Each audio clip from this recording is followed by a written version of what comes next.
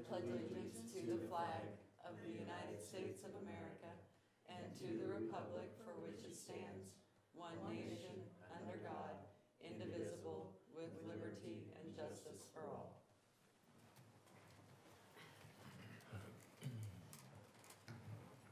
Okay, hopefully you've all received the consent agenda. Do I hear a motion to approve? I so move. It's been moved I'll second. and seconded. Any further discussion? All those in favor say aye. Aye. Opposed, motion carried. Public comments. We do have a guest this morning. Would you like to address us? Oh, yes. Hold it to 10 minutes if you want. 2 minutes, 1 minute, okay. Dwayne Grace, just a concerned citizen, never mind. I'm still on the LAC, Law Enforcement Center Committee, and I'd just like to thank Lana and Steve for the work they're helping me to do with this. They have context that I do not have, and we're still working on mainly location with these, and I really appreciate their help in this project. And we're moving forward. Wonderful. Yeah, well, thank Thank you for your you, work on that. yeah. I appreciate you staying on that project, Dwayne. Right? Who does that? I most, know. most people run Like, away I'm as soon outta as they're, as soon as they can. Drew the short straw. He actually volunteered. I was there. He volunteered to follow through on that. Okay, update from Lana Duvall, President. Good morning. Good morning. So we don't have any new prospects. We've had a couple of new calls over the past week, but we haven't gotten the opportunity to meet with those folks yet to determine just how far along they are in their project planning. So we'll add those, provided that once we have the opportunity to actually sit down with them, we feel confident that they're potential projects for us. We'll be sure to list those at that time. Prospect 125-2, we've followed up with some additional trade area data and information regarding sales tax collections to that prospect. They are an out-of-state prospect and had some questions about how our sales tax would be different from how their sales tax collection is. So we got them some information on that. We've had several entrepreneurs step up over the last couple of months, and we continue to work with those. Grant will talk a little bit about some of them that he's working with, and Grant is also working on some new opportunities with Downtown Vision that he'll update you on, that we're hopeful will bring some additional entrepreneurs out of the woodwork, if you will. Housing projects, we continue to work really hard to get some of our housing projects moving forward. There's a lot of challenges right now. We are seeing interest rates stabilize on those large multifamily projects, so we're hopeful that that will kick some of them over. One of the large housing projects has applied for the MIH again, and those are supposed to come out within the next couple of weeks. So hopefully, they were hopeful that they could get $300,000 or $400,000 to help shore up that project and get it moving forward. So fingers crossed that works. The MIH ARPA project that is going over on Palace Drive, that project continues to move forward. We're meeting just about weekly with those developers to get that shored up for them. They do have a new engineer working on the project, and hopefully we'll have their new site layout, and drainage was kind of the big piece that their engineer was working on. So hopefully we'll be able to get that project underway. Right now it appears that we won't have any issues with hitting the timeline for that. If you remember, that was those funds came from the ARPA Act. So we do have a timeline that money has to be spent, and it doesn't look like that's going to be a challenge. Looks like we're going to be able to hit all the timelines on it, so we're excited about that. We are working with a couple of developers that have been kind of on a land hunt, looking for opportunities to do some additional housing. So we've got a couple that we have submitted offers on, and a couple others that we're working through different ways that the project could be laid out. to determine whether or not it would make sense. But it's exciting to have all of the interest that we have in housing right now. I think people are starting to see that that we weren't crazy in talking about the demand that's out there. So there are some things happening at the state level legislatively that could impact some of our projects. They are looking at doing away with the low-income housing tax credit program at the state level. We have not had a LIHTC project, if you will, for a while in Garden City. But of course, this year we had 3 different entities reach out to us wanting to do them, and then the legislature took aim at them. So we'll see if we're able to get in under the wire on some of those, or just how that works. The House committee did move forward with doing away with it. So Senate hasn't acted on it yet. We'll see how that goes. Do you know why they did away with it? Was it underutilized or just budget constraints? In watching the hearing, it was hard to know for sure. There's certainly questions about the utilization of it, I think. There's some who don't feel like we should build that lower tier of housing, and we've had those conversations that it is really hard to hit that price point. And so in some cases, and I wouldn't say necessarily in Kansas, but in some cases, what you see is lower quality construction on those types of projects. And so there's certainly communities that would rather not have those projects built. As we've talked about, there's kind of a healthy housing cycle that allows people to move up and through. For us, it's a bit of a challenge because, as we know, we haven't kept up with development. So assuming that that oldest stock of housing, lowest cost housing is going to become available for the folks who most need it, yes, in a perfect world it would. That's exactly how it would work. But in our situation, it won't work that way. We know that. We can't free up that older stock of housing fast enough to meet the demand. So I think that's part of it. It's just that there's certainly philosophical differences about whether or not you even try to build in that price point. It also does, the LIHTC is a federal paired program, and certainly politically there are folks who are, right now there's a lot of angst in the political world, and certainly a lot of question about whether the federal government has any business in states and vice versa. And so some of it could just be political posturing. But our job is just to stay the course and be at the table regardless of what decisions get made. So. And both of those, the low income and the moderate income, are they multifamily strictly, or? No. And are they for infrastructure or for actual No. construction? They can use them for infrastructure. There's not enough money to do that. LIHTC is a tax credit program, so different than moderate income housing. The moderate income housing is actual cash grant towards the housing and can really be used for whatever in the project. Again, in our projects, we've done the RHID to cover the infrastructure portion of it, and then the MIH really gets applied more to the physical construction.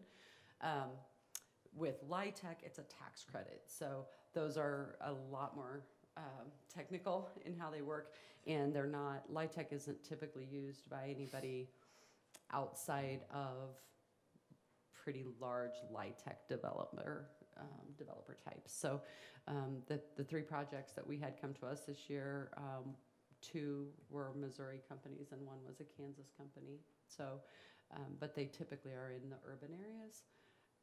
And that's not what Hunter's Glen utilized, is it? No. Okay. those are USDA programs, which are different. So yes, yeah, LIHTC doesn't put a restriction on the type of employer or anything, or even require an employer. The LIHTC, there's 2 tiers of it, and they're very technical. They were very obviously created by accountants and attorneys who wanted to keep themselves pretty useful. So they're very challenging projects. And again, you really only see those get used by specific developers. So Is Hunter's Glen filled? pretty close. Yeah, they've had really good turnout. We had a call earlier this week. Some of the folks received notices about what appeared to be a $700 a month rent increase. So we had, of course, had the calls come into our office. What's happening?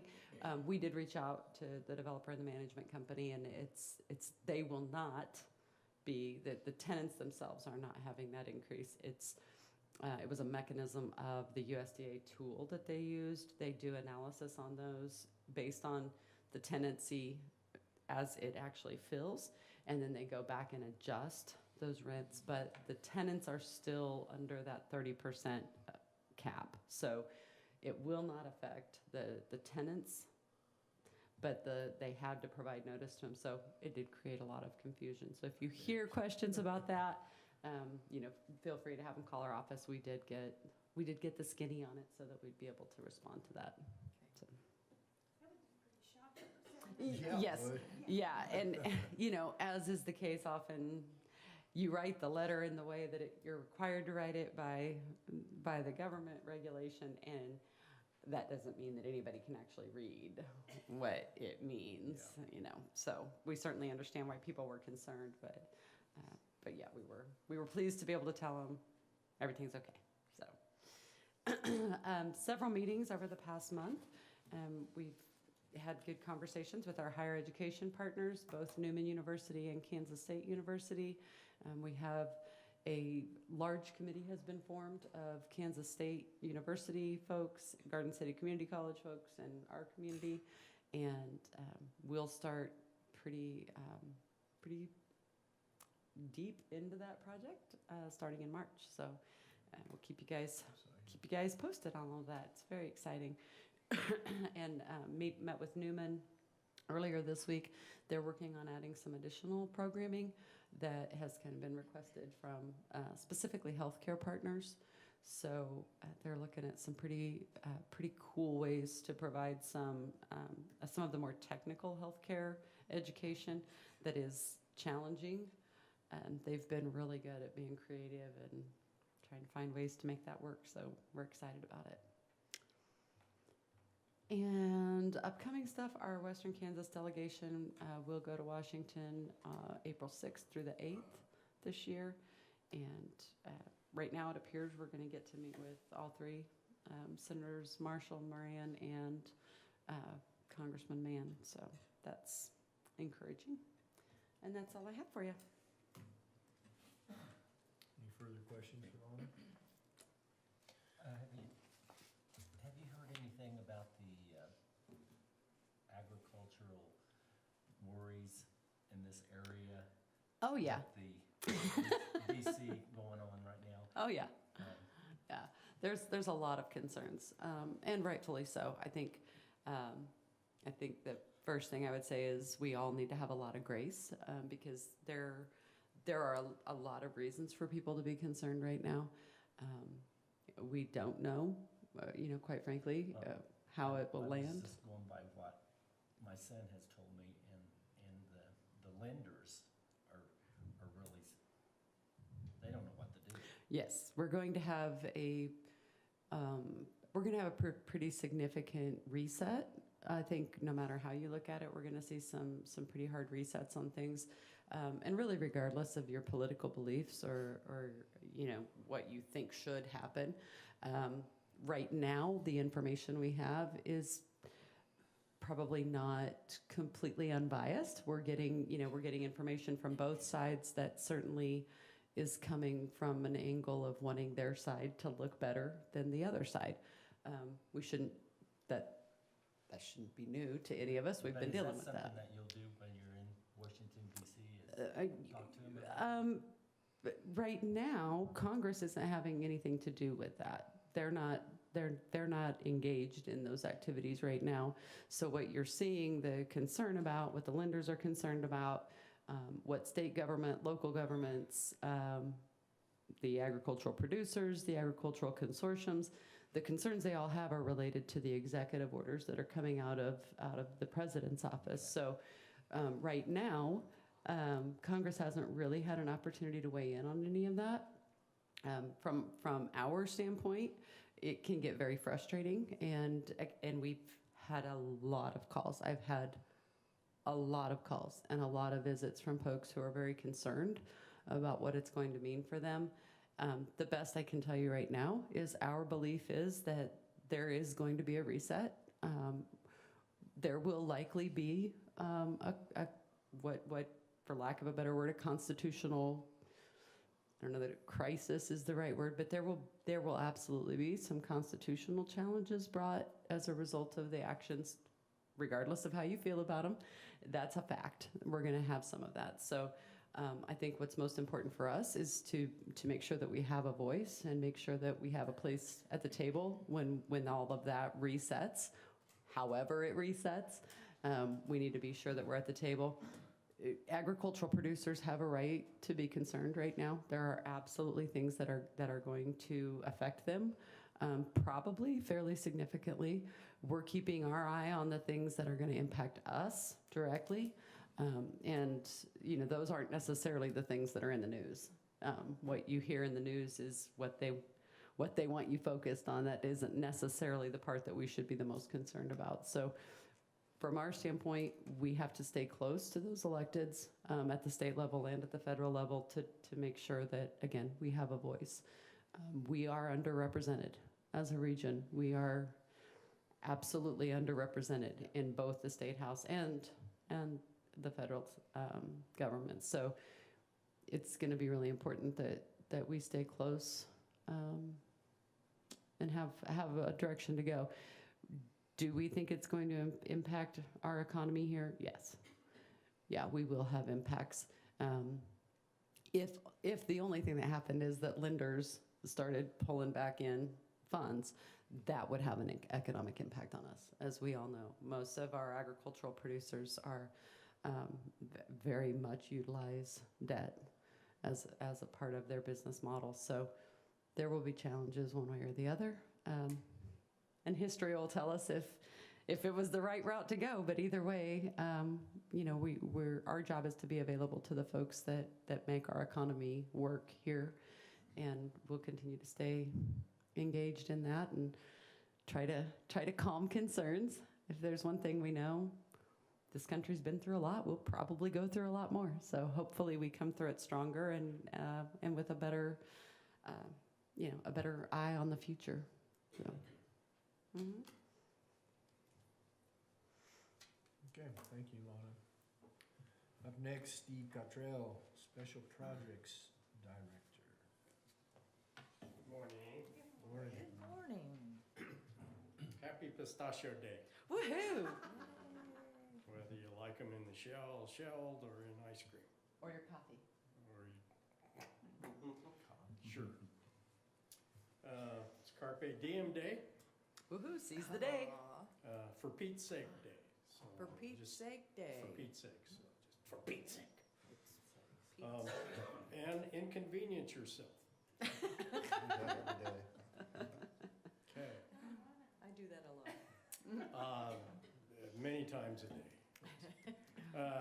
And it's tongue twister day, and I don't have any for it. My tongue has a hard enough time just talking normal. Gonna delve into a little American history as a new feature. In 1861, the Confederate States of America government created staff and administration. Then in 1863, the Cherokee Indian Nation canceled their treaty with the Confederate States and signed on wholly with the Union. And on a sad note, in 1864, the Confederates opened Andersonville Prison. Bad day in the Civil War. Okay, in the industrial side, the report says we received 2 RFPs from Commerce. It's actually 3, because one showed up last night at 4:15. The first 2, we did not respond to because they required million-square-foot buildings or larger. Don't have any of those. The one last night is a little more doable. They only need 500,000 square feet, but they only employ 230 people, which is a lot better than 1,000 or more that some of the other ones have been looking at most recently. Capital investment on this one is about $150 million, so not bad. A lot of engineer and technical employees, so it's some high-scale employees. Then I worked on a site plan out at Air Links for some industrial buildings for a client. And worked on a site plan for one of the data storage facilities. Another new feature is a city commission briefing. January 21st, they were advised that the employments at the airport, brand new record, all-time record, 31,032 employments last year. Beat old record by about 1,600 passengers. Okay, so first meeting in February, they annexed the Morris substation, which is the one right east of where the Icon Cinema will be. Some of the KSU Triangle and the KSU tract south of the extension office. And then some of the old Jenny Barker Mary intersection. Excuse me. It took action on leasing the former Westlake Ace building for a temporary police department. And fortunately reappointed Chairman Nelson to our board. I did not know that. Remember, we voted you in real quick. Oh, yeah. Glad to be able to bring you good news. Oh, man, and I tell you again, we had 31,000. In addition to my spelling error, which I got -5 points on earlier in that section. On the second meeting, they entered into a lease for the police department in Westlake. And they adopted an ordinance related to Sports of the World 2, now known as the refinery. Okay. Commercial side, they approved the TIF district and the district plan for the Icon Cinema project. And I continued working on the TIF and the CID feasibility analysis for that project. Worked on another family entertainment venue very close to the Icon Cinema. And worked on a concept for a multi-tenant commercial building at the former KUPK site. On the residential side, worked on several concept plans for single-family housing at a multitude of sites. Lana mentioned the LIHTC stuff, but looks like we did get some funding for what's called Thompson Point, which would be at the northwest corner of Thompson and 11th, or the northeast corner, I don't know. Doesn't say. And then Hunter's Glen 2, which is the intermediate piece in between what's there now and phase 3, which is the far west end, was rejected. Preliminary review, I don't know why that happened, so we'll dig into it. That's all I've got. Questions for Steve? So Hunter's Glen, are you talking the condominium? Aren't they doing condos or townhouses or something like that? Apartments. Okay. There's a new sign up out there, so. Maybe phase two is changing, Yeah. I don't know. We'll dig into that. Okay. Okay. And we should have shared, Peach Wave put out their announcement yesterday, that's one of the businesses that we did an e-community loan for and helped to set up the CID for their project. So that's going into the little 3-bay building that Enrique did between Rupp's and Pizza Hut on Kansas Avenue. People are very excited to have Peachway coming back, so we thought they would be. I'm glad that we were able to get a franchisee to bring that back, so. And they're another- hoping to open this spring, sorry. Another coffee shop. And Seven Brew Seven is Brew. underway, yeah, if you haven't seen that. And that, the developer on that is a really nice guy. We've enjoyed visiting with him, so we're excited to have them in Where's he place from? too. What's that? Where's he from?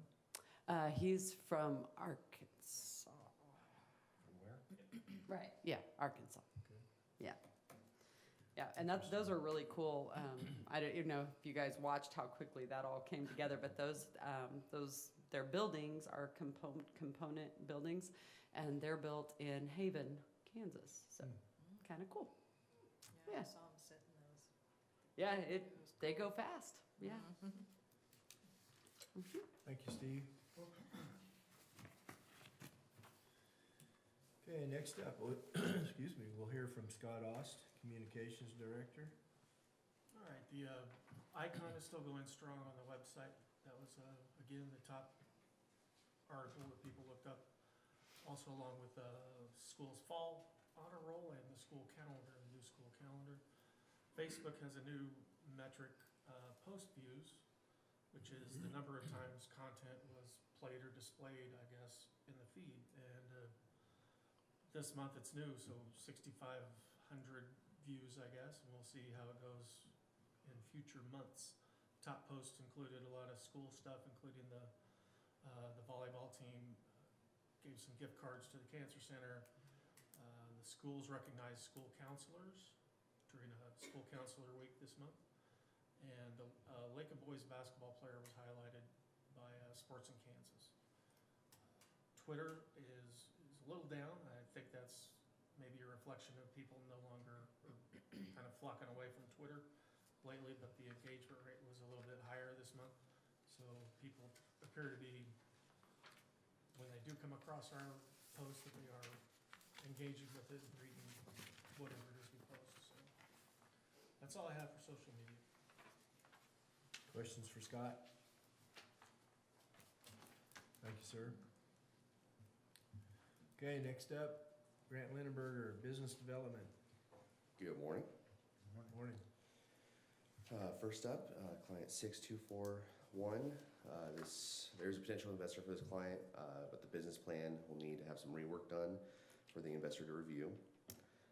Client 9242.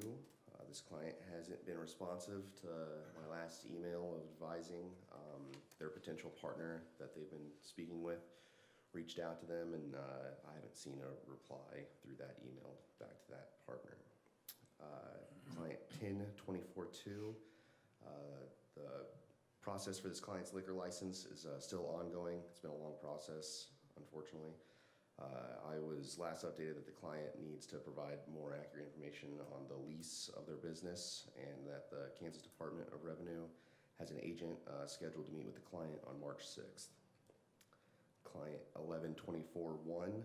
Our team had a meeting with this client and their contractor, as well as the city, to further discuss the next steps and confirm expectations. Client 2251. This is a new client. When I contacted them, they couldn't remember having signed up. So, and they had plans of getting a physical location for their pop-up shop, but decided to hold off for now. So I'll check back with them later to see if their minds change on growing their business. Client 2242, this is also a new client. This client's being divided between me and another SBDC advisor because it's a family-owned business, and within that business, the family's trying to buy the other members. So I'm going to be waiting to hear back from the buyers.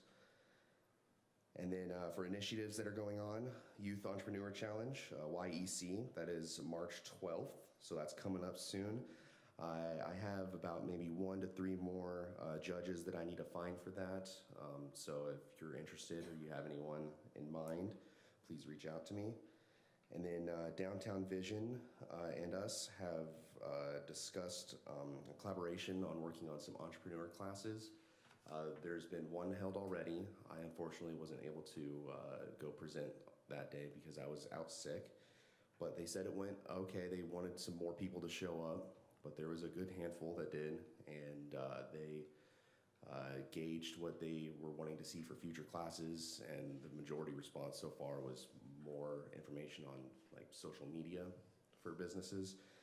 And the purpose of these entrepreneur classes is going to be just to get a bunch of entrepreneurs together and inform them of all the opportunities to help their businesses succeed, and for like the downtown hub for those incubators to really get going and move out of there to a new spot for them. So we'll see what future classes will hold. They're looking at the second or the third or fourth Thursday of every month. So there's still some decisions and dates to be made on that. And that's what I have for you. Questions for Grant? Thank you, sir. Thank you. Next up, report from Shannon Dick, Director of Analytics. Good morning. Good morning. Well, what's good about AI is you can ask it anything. So I had it make a tongue twister for Garden City since it's tongue twister day. Here's what AI said. Garden City's golden grains grow grand. Gusty gales glide round green grassland. Prairie dogs dart digging deep dens while windy whispers whirl in wind. So Perfect. if you need a Garden City tongue twister, we got one. That's cool. All right, so this is kind of the extension from some of the stuff I talked about at the annual meeting, and some of the things that are just coming up when we're talking to some of the people looking to do developments in Garden City. We're going to slice up some data. We got some new ways to pull data from Placer, and we've always been able, well, not always, but we requested Garden City specific data, but we actually had them go draw boundaries around some other cities around the region. So we can start to look at how those places are acting, like we've been looking for Garden City, because then we can start to get some insights about how the different communities interact with each other. So a lot of this data that we're looking at is how these communities interact with each other. So what we first have here is people who live like the left column is people who live in Garden City city limits. The one, Dodge City 1 is Dodge City city limits, Liberal city limits, Ulysses city limits. And then where do they visit? What's the most common place that those people visit? And all this data is from 2024. So in Garden City, on the left one, we can see that the most common place that people in Garden City have visited last year is Walmart in Garden City. Not surprising. And then Shulman Crossing, and you can even see the percent. So 86.6% of the people who live in Garden City went to Walmart at least once last year. 82.7 went to Shulman Crossing, and so forth. Now let's look at how some of these other places are. So Dodge City, number one place that people in Dodge City went was the Walmart in Dodge City. 90% of the people went to Walmart, Dodge City. Then Village Square Mall, then Dillon's. Fourth most common place people in Dodge City went last year was Shulman Crossing. And then High Plains Shopping Center, Wright Park, Applebee's in Dodge, McDonald's in Dodge. So there's more people that actually went to Shulman Crossing last year from Dodge than McDonald's in Dodge. That doesn't mean there's the visits. We'll talk about visits in a little bit, but that means that number of people at least went once to Shulman Crossing. There was more people that went to at least once in Shulman Crossing from Dodge in Garden City than the popular McDonald's in Dodge City, which I think is the one on by the mall. I think that's their most popular McDonald's. Don't call me that. But we can look at for something so Liberal, same thing with their Walmart, their Plaza, some of their shopping districts, their Dillons, and then again, a high percentage of people went to Shulman Crossing from Liberal. And then Ulysses, the most common place that somebody who lived in Ulysses is actually Garden City's Walmart. Our Walmart is the most common place that somebody from Ulysses went last year, with their market being number 2, then Shulman Crossing, their McDonald's, our Sam's Club, their Dollar General. So it's really interesting to see how that is. And what we can do is if we take a step back and we go look at a bunch of communities, and we don't have them highlighted, but we have the colors still there. So the first thing is Garden City. So where did people go most commonly? And people in Garden City most commonly went to a place in Garden City, place in Garden City, all the way down. Sorry, people up there, because I'm coming to point. All the way down. The first most common place that isn't in Garden City that people in Garden City went to is Town East in Wichita. So we go to Garden City places, Town East in Wichita. This is the mall in Dodge. And then nothing until we get down to the Lakin Healthcare Center. And then Holcomb, if it's white, that means it's somewhere else in Kansas. But we can look at all these other communities around, so we can see how that is in Dodge City. We can see that Dodge City, obviously, a lot of people in Dodge City go to Dodge City things, but there's a lot of commonalities where they're coming to Garden City to do, I mean, it's mostly shopping, some medical. A couple places, the Town East, the blue there is in there. We also see that for Liberal, not as much commonality of people coming to Garden City, but still we can see the most places that people go in Liberal is either Liberal or Garden City. Wichita's even further down. Ulysses, there's a lot of Garden City mixed in there. Lamar, looking through that, if it's purple, so this column here is Lamar, Colorado. If it's purple, that's a location in Colorado, so Denver, Colorado Springs, Pueblo. But you can still see we're up there as one of the common places, and that's Shoreland Crossing, where people from Lamar are going. Colby, again, Shoreland Crossing comes up in the top, where Colby is that weird blue color. If it's white, that's somewhere else in Kansas. Most of those are Hays that you see, locations in Hays. And then Guyman, Oklahoma, I put that in there because it's really interesting to see. We do show up down here lower on, but Guyman has a lot of shopping in Liberal, which isn't surprising. We can see that, but it's interesting to see how these different communities break down and where people from communities where they're also going in bulk to other places.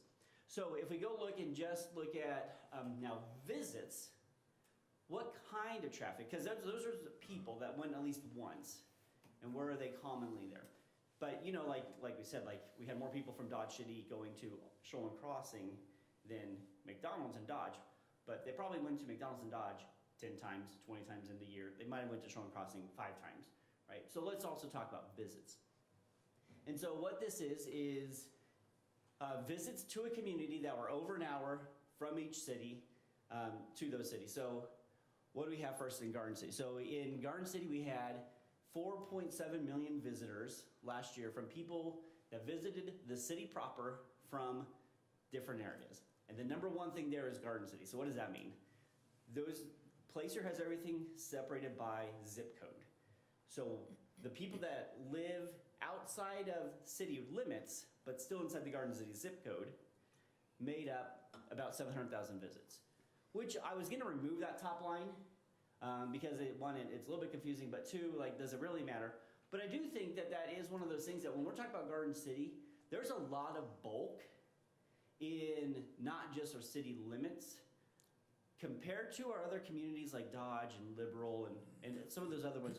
We have a large bulk of population that are Garden City based, but don't live in the city limits. So when we look at our city size, we miss a lot of our population, and really we can see how much live just right around the edges of town and come in. And that's not even Holcomb. Holcomb is its own zip code. So what do we get? So in Garden City, we had 700,000 people that visited Garden City from outside the city limits to inside. We had 300,000 visits from Dodge City people that live specifically inside Dodge City. 250,000 from Ulysses, 200 from Holcomb, 200 from Liberal, and so forth. We've kind of already seen this sort of data because I've already had Garden City split up this way. So now we can see how it looks for Dodge and Liberal and a bunch of other cities. So Dodge City, again, the biggest place where people visited was from outside the city limits of Dodge City, but still inside their zip code, made 300,000. People from Garden City made up 200,000 visits to Dodge City. Then it's Cimarron, Spearville, Buckland, Mineola, kind of the Dodge City sphere of what you see. And then Liberal, same kind of thing. Hugoton, Guyman, Hooker, Turpin, Perryton, Tyrone, Garden City, Dodge City make up lower on there. What is interesting is if you look at these as a comparison sort of thing, the amounts of visits that we get from Liberal to Garden City is about the same amount of visits that Dodge City gets from Garden City. So the importance of Liberal to Garden City's economy on visiting is about the same as what Garden City is to Dodge City. So, I mean, that's an interesting comparison to see how that all works out. And then Dodge City is 50% even more important of people coming over. So that's interesting to see how those different cities interact with each other. And then I drew a little chart because I like these things because graphics kind of make it a little bit more easy to understand what the dynamics are. So I have a little triangle there on the right that says Garden City, how many people are going to Dodge City for visiting, how many from Dodge City are going to Garden, then Garden Liberal. And then I stacked them all there to see what those visits look like. So even though there is a significant amount of people from Garden that go to Dodge, there's even a bigger amount of people from Dodge going to Garden. And not that many going down to Liberal, some going down to Liberal, but there's a pretty good amount of people coming from Liberal to Garden City. So it's really interesting to see how that flow is happening.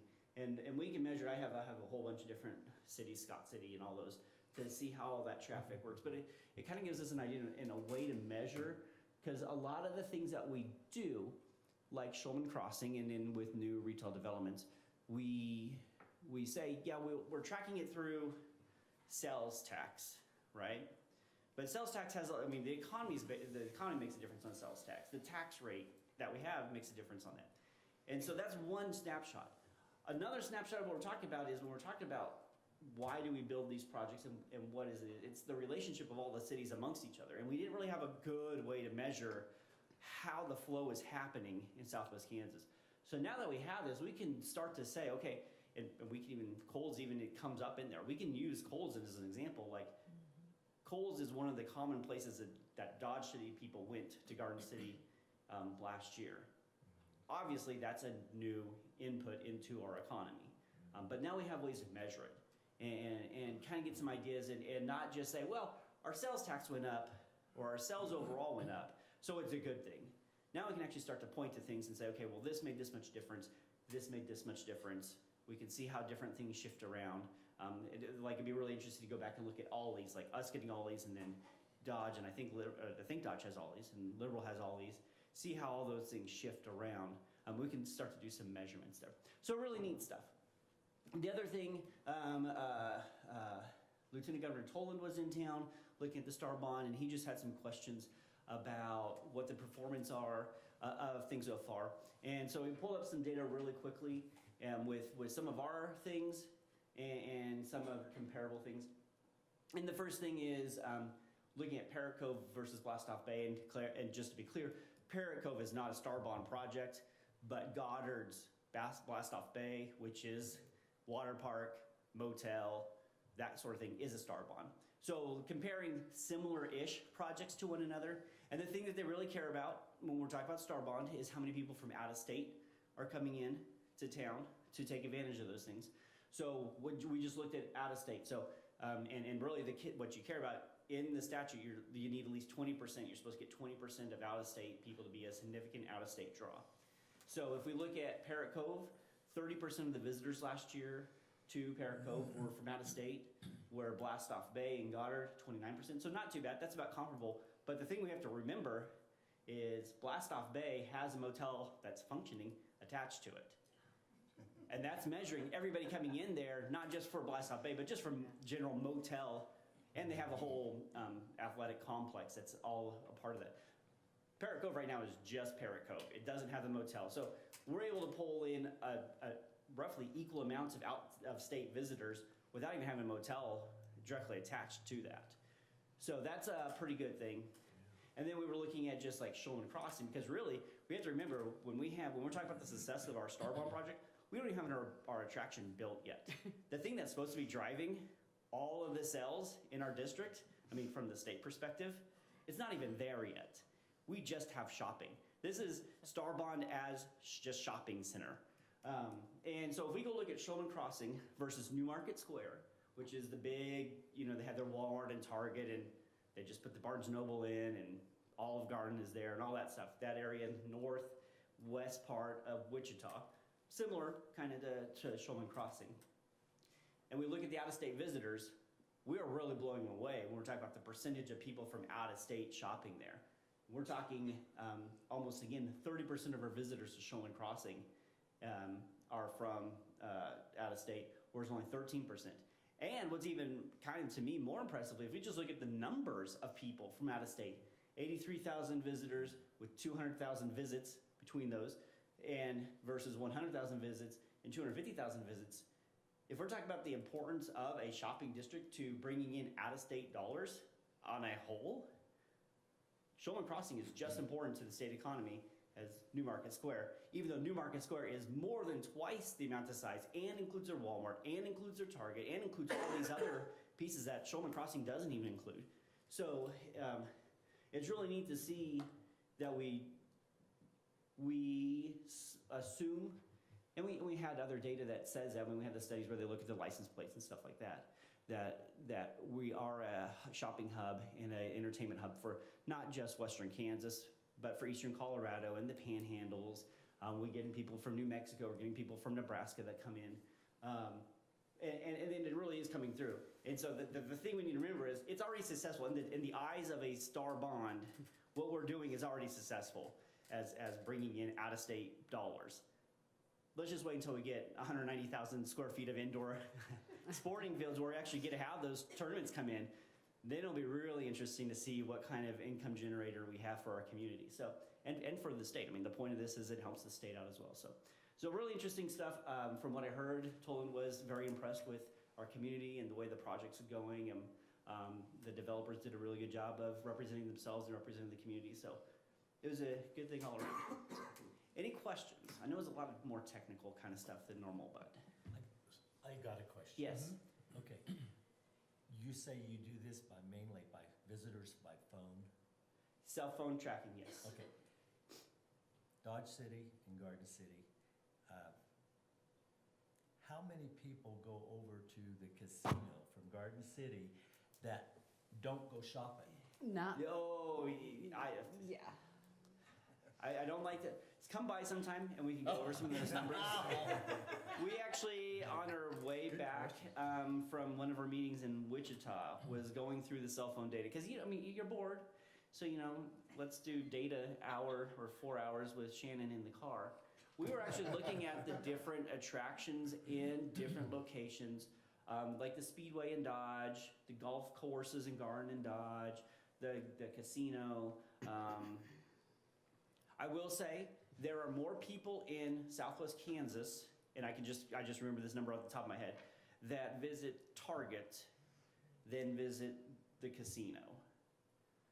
More people go, From out of more town. people, period. More people go to our Target than go to the casino. If you look at, and if you look at city by city basis, in Garden City, more people go to Target than to the casino. That's not surprising. In Dodge, more people go to Target than the casino. In Liberal, more people go to Target. Actually, Liberal, they go to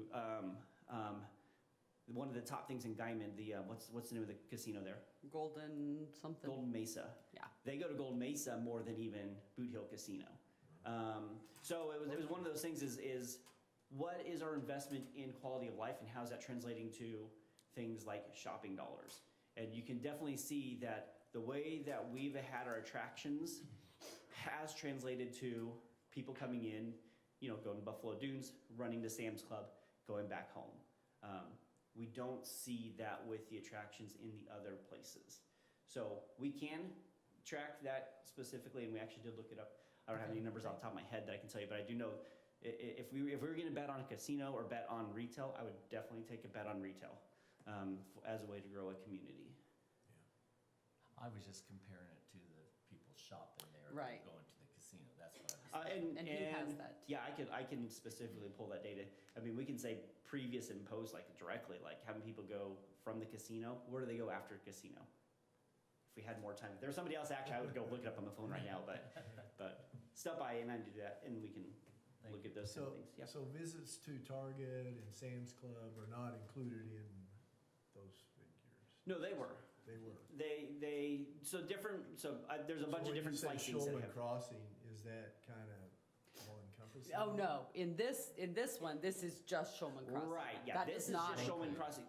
Proper boundaries of Shulman Crossing includes Menards, does not include Home Depot, does not include Parrot Cove, So that's just, so our Shulman It's Crossing just- does, Old Navy So to, visits to Sam's Club are different than, are different. our bonus Okay, on top of aren't this. included in Walmart or. Yep, that Sherman for, Crossing. for us, Shulman Crossing does not include. New Market Square does have their Walmart, does have their Target, Okay. does have Barnes and Nobles. I mean, so they have a lot of visits. So if we added those to our numbers here, it'd almost be commensurate with their visitors, wouldn't it? I would have to look at how our Walmart does, because remember, this is just out of state. I don't know, I mean, I know our Walmart is, I mean, millions, couple million visitors a year. I don't know how many of those are out of state. I would assume a decent percentage of them are, especially if you go look at the license plates when you are at Walmart. But, yeah. Okay. I have a question. Yeah. Back from the annual meeting. Mhm. You said something about the visits to the steakhouse, the Texas Roadhouse. Mhm. 6,000 from inside Garden City? 6,000 people from Garden City went to Texas Mhm. Roadhouse. If that was the number, I don't remember the number, if that's the number you wrote down. Somewhere Yeah, that's what around that there. number means, though. 6,000 people from Garden City went Did to you do Texas any- Roadhouse. Stats on our trade area going to the. Oh, yeah, Texas so Roadhouse. that's actually the reason I started to get this, because I couldn't get the whole trade area until I actually started to get the boundaries for each of these cities. So that's the next step is to follow up and say, in our region, how many of these people are going? Well, I to mean, that'd be a Texas good Roadhouse. thing to put out there Yep. to them, saying, hey, you need to come here because. right. Right, and Yeah. and at the annual meeting, we showed that just if we look at Garden City, Right. just those numbers, it would be a top-rated Texas Roadhouse. Now let's go look at all the other Dodge, Liberal, Lamar, all those, Colby. How many of extra people are surrounding would come in? But So, yeah. he had to do a request through Placer to add Mhm. those additional geo boundaries, so. Yeah. Yeah. So we I just just got wondered, those. that in. was something that come up at about 3 o'clock in the morning. Yep. Well, thanks for not calling then. Appreciate that. So when are we getting to Texas Roadhouse? Yeah. I know we've always talked about it. Yeah. All right. Any further questions? Thanks, Shannon. Thank you. Very good. Okay, new business, None? old business. None. I guess we should mention that you are going to be out of town for the May meeting. Will you be at the May meeting, Vice Probably. Chairman? It's a ways off, so. If not, we'll revisit it in April, and if we need to move the meeting, we certainly can do that. Upcoming events. Just the Washington DC delegation visits in April. Who's going? So the city has several, Matt, Roy, Mayor Marcelston, I believe, Vice Mayor Wen is going, and Rochelle, of course, and I think Danielle is also going from the city. Kevin Basque is going to represent the county commission, which is awesome. We haven't had a county commission representative in years, so that's good. And then Micah from the chamber and her president of her board, and then me. Okay. That's all I'm aware of right now that are going from here. Hayes is the host community this year, so Nice representation from the city, that's cool. yes, yeah, they always have good representation.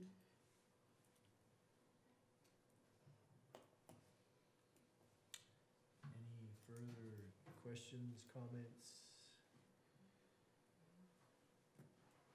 If not, hear a motion to adjourn, and we will go into executive session, is that right? Yep, we do need an executive session, probably 15 minutes will be sufficient. Okay, I'll make a motion to go into executive session for client confidentiality.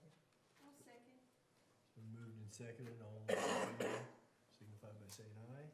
Aye. Opposed? Motion carried. Thank you, staff. Thank you, visitor.